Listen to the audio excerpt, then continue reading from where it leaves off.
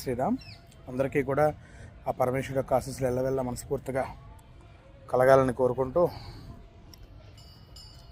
మనం తదుపరి శక్తిపీఠం వచ్చేసరికి జాజ్పూర్ గిరిజామాత.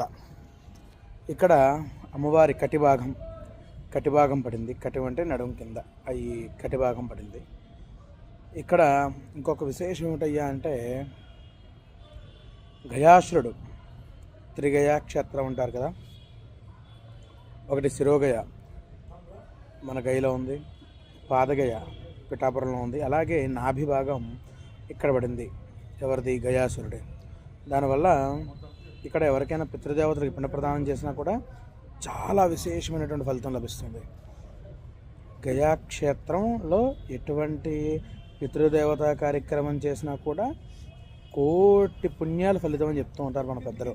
మనం చెప్పింది కాదు, ఉపనిషత్తుల్లోనూ ధర్మశాస్త్రాల్లో ఉన్నది.